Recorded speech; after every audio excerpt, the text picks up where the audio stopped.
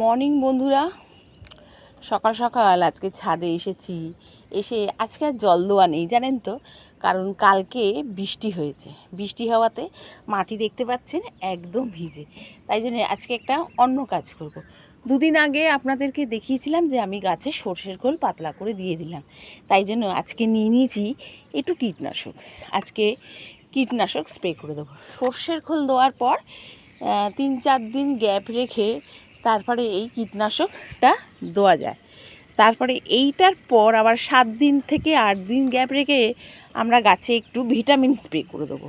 তাহলে গাছরা কিন্তু খুব ভালো থাকবে। আজকে হাওয়াটাও একটু কম আছে কালকের থেকে, তাই জন্য আজকে এই কীটনাশকটা দিয়ে দিচ্ছি। বিকেলবেলায় দেবো ভেবেছিলাম জানেন, তারপর দেখলাম যে না, সকালবেলায় আজকে জল দেওয়ার কাজটা নেই, একটু মেঘলা মেঘলাও করে আছে। দেখা গেল বিকেলবেলা বৃষ্টি নামলো, তখন আর দিতে পারলাম না। সেই জন্য এখনই কীটনাশকটা দিয়ে দিচ্ছি। সমস্ত গাছে কীটনাশক দিয়ে দিচ্ছি। আর কীটনাশক দিচ্ছি হচ্ছে আমি কাকা। অনেক দিন কাকা দেওয়া হয় না, তাই জন্য গাছে আজকে একটু কীটনাশক কাকা দিয়ে দিলাম। কাকাটা খুব ভালো কীটনাশক, ভীষণ ভালো। এই দেখুন, এই ফুলটা আমার ছাদ বাগানে, এটার বয়স 3 বছর, কিন্তু ওই প্রত্যেক বছরে এই রকম সময় এই যে বর্ষার বৃষ্টির জল পেয়েছে, ওর ফুল দেওয়া শুরু হয়ে গেছে। ভীষণ সুন্দর লাগে। এটা একটা আমেরিকান জাসমিন, কিন্তু হাইব্রিড। মানে এর হালকা গন্ধ, খুব বেশি গন্ধ নেই, না বললেই মানে না থাকলেই চলে এই রকমই। তো যাই হোক, কিন্তু ফুলটা যখন ফোটে না থোকা থোকা, অপূর্ব দেখতে লাগে। এই রকম গাছ আপনারা একটা কিনতে পারেন। দেখুন পাতাটা দেখতে পাচ্ছেন তো।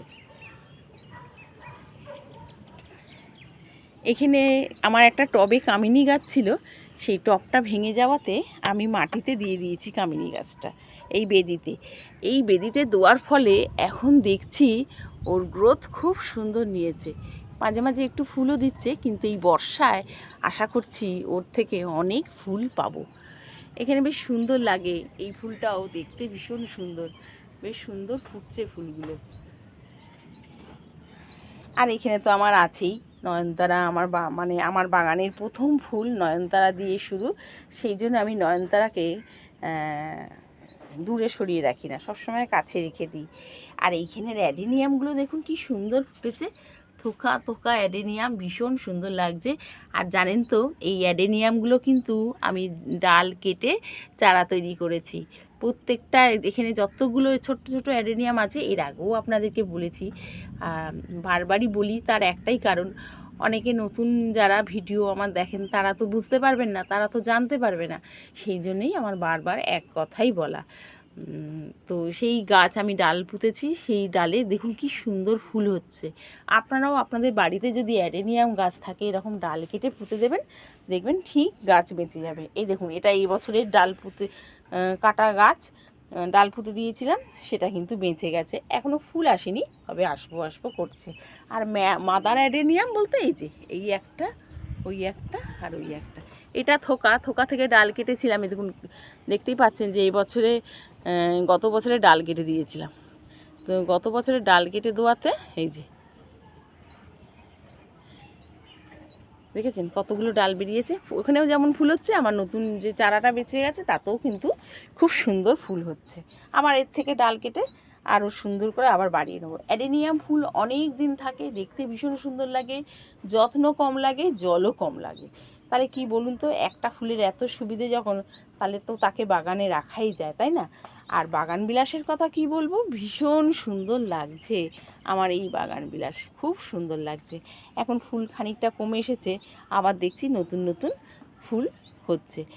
আর একটা কথা বলে রাখি, যখনই আমাদের এই বাগান বিলাসের ফুল শেষ হয়ে যাবে, তখন কিন্তু এই দাঁড়িগুলো কেটে দিতে হবে, বুঝেছেন? তাতে আবার নতুন ডালপালা বেরোবে, আরও সুন্দর সুন্দর ফুল হবে। একটা গন্ধরাজ গাছ পুঁতেছিলাম, এর আগে আপনাদের দেখিয়েছিলাম মনে হয়, তাতে বেশ সুন্দর কয়েকটা ফুল পেলাম, আবার দেখছি নতুন করে কুঁড়ি এসেছে, ভীষণ সুন্দর লাগে দেখতে। চলুন তাহলে কীটনাশকগুলো দিয়ে দিই। এখানে মোটামুটি আমার জবা গাছ, গোলাপ গাছ, সব গাছেই আমি একই কীটনাশক দেবো, এমনকি সবজি গাছেও আমি এই কীটনাশক দেবো। আর কালকে বৃষ্টিটা হওয়ার পর ওয়েদারটা না বেশ ঠান্ডা ঠান্ডাই আছে জানেন তো বন্ধুরা, ভীষণ সুন্দর আছে। ভেবেছিলাম রজনীগন্ধা স্টিকটা হয়েছে নিচে নিয়ে রেখে দেবো, কিন্তু দেখলাম যে না থাক, বাগানে ওর প্রথম আগমন, ও বাগানেই থাক। এরপরে যখন বেশি হবে তখন নিচে নিয়ে যাব আস্তে আস্তে। আপাতত ও ওপরেই থাকুক। এখান থেকে 2-4টে করে ফুল ঠাকুরকে ছিঁড়ে ছিঁড়ে দিয়ে দিচ্ছি। জবা গাছেও দিয়ে দেবো।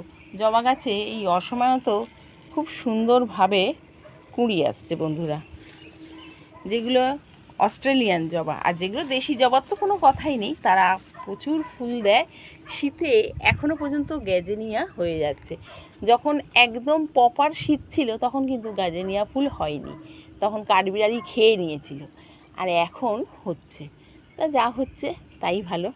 এইখানে একটা আমি বাগান বিলাসের ডাল পুঁতে দিয়েছিলাম, হলুদ কালারের ডাল ভেঙে গেছিলো, পুঁতে দিয়েছিলাম। এখন দেখছি বেঁচে গেছে এবং অনেক পাতা বেরিয়েছে।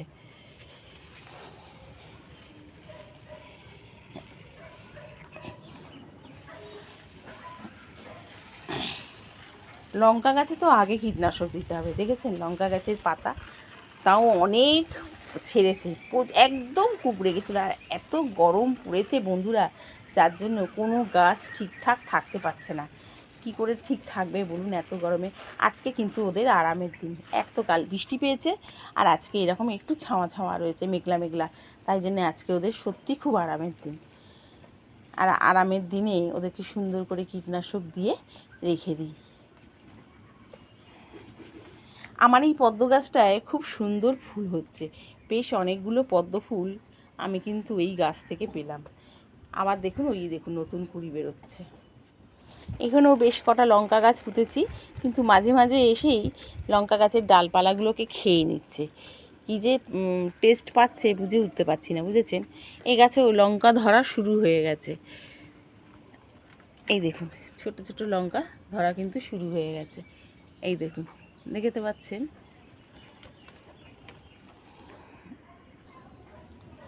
বাগানে সমস্ত রকম গাছ আমার আছে, আর প্রত্যেকটা গাছে কীটনাশক স্প্রেও করে দিচ্ছি। এখানে আমার দেশি সাদা জবাটা ভীষণ সুন্দর ফুল হচ্ছে, একেও বেশ সুন্দর করে কীটনাশক দিয়ে একদম চান করিয়ে দিলাম আজকে। দেখেছেন, প্রত্যেকটা জবা গাছ ভীষণ সুন্দর হচ্ছে, আর তাতে কিন্তু ফুলও খুব সুন্দর হচ্ছে। আজকে অনেকগুলো জবা বেশ ফুটেছে। এখনও কিছু কিছু জবা নিজেকে খুলে ধরতে পারিনি, এখনও ঘুমের দেশে রয়েছে। আর এইখানে আমার বেশ কিছু মাধবীলতা হয়েছে। মাধবীলতার গাছটা আমার ছিল এই ট্যাঙ্কির গাছটা, এইখানে টপটা উঠিয়ে রেখে দিয়েছিলাম, কিন্তু এমনই হাওয়া দিচ্ছিল রোজ রোজ দিন, সেই জন্য না ও উল্টে উল্টে পড়ে যাচ্ছিলো। সেই জন্য আপাতত ওকে এখানে রেখে দিয়েছি। পরে যখন ঝড়টার কমে যাবে তখন আবার ওর জায়গায় ওকে ফিরিয়ে দেবো। তো এখন দেখুন যে কত গাছ ভর্তি কুঁড়ি এসেছে, ভীষণ সুন্দর লাগছে আমার এই মাধবীলতাকে, দেখেছেন? আর একটা হালকা মিষ্টি গন্ধ আছে। মাধবীলতার ডবল মাধবীলতাটা আমার নেই, ইচ্ছে আছে ওইটা আনার। তো যাই হোক, আজকে কিন্তু খুব সুন্দর সুন্দর জবা ফুলও ফুটেছে, দেখেছেন? অনেকগুলো জবা ফুল ফুটেছে। আর এইখানে আমার সবজির মধ্যে লাল শাক তো অনেক 4-5 বার খেয়ে নিলাম, আপনারা সকলেই জানেন। এইখানে যে একটা ঝিঙে গাছ হয়েছিল, সেই ঝিঙে গাছে এই যে ঝিঙে এবার জালি পড়েছে।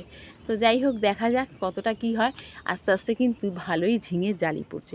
কিন্তু কি জানেন, এই আমার নিচের তলায় যে ঝিঙে গাছটা আছে, প্রচুর ঝিঙে হতো, কিন্তু এই পোকায় যেই ফুটো করে দিচ্ছে না, সমস্ত ঝিঙে নষ্ট হয়ে যাচ্ছে।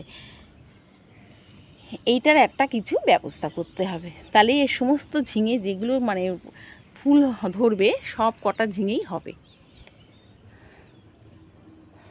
চলুন নিচের ছাদে যাই। মোটামুটি আমার এই ছাদে সবাইকে কীটনাশক দিয়ে চান করানো হয়ে গেল।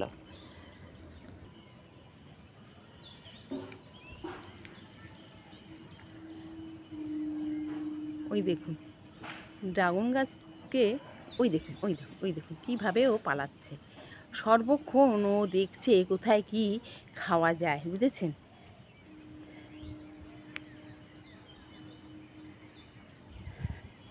এইখানে মোটামুটি সব গাছ ভালোই আছে, আর কালকের বৃষ্টি পেয়ে তো আরও ভালো আছে। আমার রীতিমতো সজনে গাছে ফুল তো এসেছে, এইবার দেখছি দুটো ডাঁটাও ধরেছে, এই দেখুন এইখানে দুখানা ধরেছে আর এইখানে ছোট ছোট ধরছে। কতটা থাকবে আমি জানি না, বুঝেছেন। আর গাছ ভর্তি কিন্তু এখনও ফুল আছে। আর এই যেই ফুলগুলো মাটিতে পড়ে যাচ্ছে সেগুলো কুড়িয়ে কুড়িয়ে রেখে দিচ্ছি, ওটাকে খাওয়ার জন্য রেখে দিয়েছি। বেশ অনেকগুলো ফুল হলে, এতটা ফুল হলে আমাদের হয়ে যাবে। আর নতুন আবার বরবটি গাছ লাগিয়েছি। একটা বরবটি গাছ তো আছে, তাতে লাল লাল বরবটি হচ্ছে। এই বরবটি গাছটা আবার নতুন লাগিয়ে দিয়েছি। সবজি গাছ থাকতে থাকতে যদি লাগানো যায় তাহলে আপনার বাগানে সবজি কিন্তু শেষ হবে না, বরঞ্চ হতেই থাকবে। এইখানে বেশ কিছু আমি ডাঁটা শাক ছড়িয়ে দিয়েছিলাম, তো এখন দেখছি বৃষ্টির জল পেয়ে খুব সুন্দর বেড়ে উঠছে। তার সাথে সাথে বেড়ে উঠছে এই যে একটা চাল কুমড়ো গাছ, একটা না আর ওইখানে একটা, দুটো চাল কুমড়ো গাছ বড় হচ্ছে আস্তে আস্তে। আর এই পাতাটাকে তো আপনারা ধরতে গেলে কম বেশি সকলেই চেনেন, খুব টেস্টি এই পাতাটা। যদি এটাকে বেটে খাওয়া যায় না, অপূর্ব লাগে। তো এই খারকুল গাছটাও আমার ছাদ বাগানে হয়েছে। আর লিচু গাছটায় দেখুন কত কচি কচি পাতা বেরোচ্ছে, দেখেছেন? এই দেখুন কত কচি কচি লিচু গাছে পাতা বেরোচ্ছে। আর এইখানে ভেন্ডি গাছগুলো বেশ বড় হয়ে গেল। এবার ভেন্ডির তো ফুল এসে গেছে। একটা ভেন্ডি ওই যে দেখুন, ওই যে ভেন্ডি শুরুও হয়ে গেছে। দেখতে দেখতে পেঁপে গাছটাও বড় হয়ে গেল। এই দেখুন আমার কারি পাতার গাছটা টপটা ভেঙে গেছে, ভেঙে উল্টে পড়ে রয়েছে। এইটাকে আবার ব্যবস্থা করতে হবে। কারি পাতা খুবই ভালো, আমাদের স্কিনের পক্ষে ভালো, পেটের পক্ষে ভালো। আর কারি পাতা দিয়ে তো কত রকম রান্না হয়, চুলের পক্ষে ভালো। তো যাই হোক, সেই জন্য এত ভালো যার, সব কিছুই যার ভালো, তাকে তো বাগানে রাখতেই হবে, তাই না? সেই জন্য রেখে দিয়েছি একটি কারি পাতা আর নিম পাতা। নিম পাতা হামেশাই ধরতে গেলে খাওয়া হয়, তো ভালো। আর এই যে কুল গাছ বেঁধে রেখে দিয়েছি মশারি দিয়ে, যেটুকু কুল হবে। এখানে আমার প্রচুর যে ডালিম গাছটা ফুল এসেছিলো, সেই ফুলগুলো আস্তে আস্তে সব ঝরে গেল। আর কয়েকটা ফুল রয়েছে। চলুন এই গাছগুলোতেও একটু কীটনাশক দিয়ে দিই। সবজি গাছ, এই যে ভেন্ডি গাছ, টেন্ডি গাছ, এগুলোতে একটু কীটনাশক একটু সপ্তাহে একদিন করে দিলেই ভালো। নইলে এই যে পোকা পিঁপড়ে, এদের আক্রমণ শুরু হয়ে যায়। কচি কচি এই যে বরবটি গাছ দেখছেন, টুক করে পাতাটা এসে খেয়ে নেবে, এই রকম অবস্থা। সমস্ত গাছে ভালো করে কীটনাশক দেওয়া দরকার।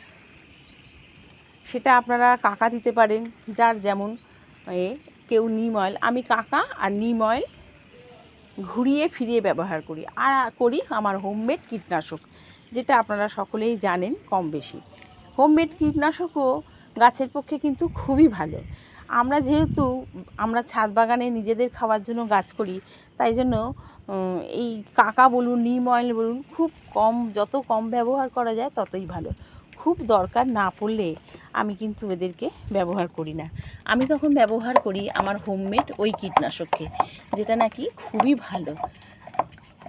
হোমমেড কীটনাশক আপনাদেরকে অবশ্যই বলবো যে কী করে আমি হোমমেড কীটনাশক বানাই। আর এইখানে যে আমার ড্রাগন ফুলটা রয়েছে, ওই দেখুন কতটা বড় হয়ে গেছে, দেখেছেন? ওইখানে একটা, ওইখানে একটা ফুটবো করছে। ড্রাগন গাছে জানেন পিঁপড়ে হচ্ছে, বুঝে উঠতে পারছি না ফুলটা কি খুব মিষ্টি যে ড্রাগন গাছে এত পিঁপড়ে হচ্ছে।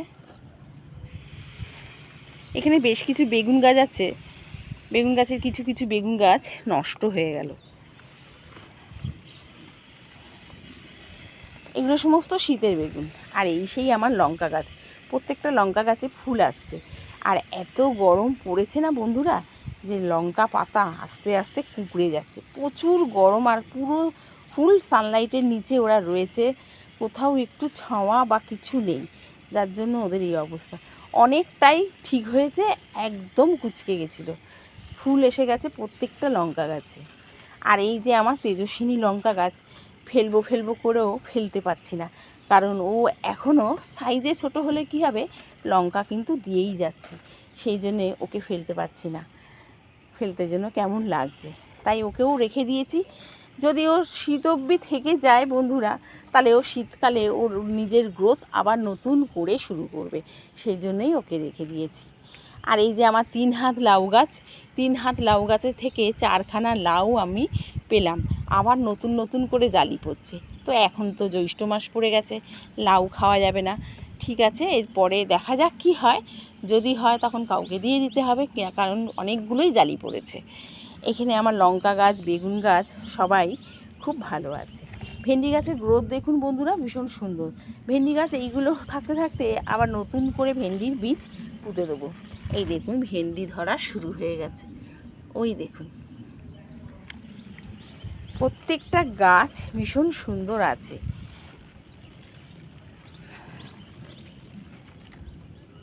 এইখানেও বেশ সুন্দরভাবে ঝিঙে বরবটি ভালোই খেলাম। এখন আপাতত বরবটির ফুল আছে, তবে বরবটি এখন নেই কারণ সব তুলে নিয়েছি। কিন্তু ঝিঙে কিন্তু অনবরত জালি পড়ে যাচ্ছে। এই দেখুন ঝিঙের অনেক জালি পড়েছে। তাহলে দেখতে পাচ্ছেন তো বন্ধুরা, আমার ছোট্ট ছাদ বাগানে টুকটুক করে সুন্দরভাবে সবজি হচ্ছে। আপনাদের ছাদ বাগানেও হবে।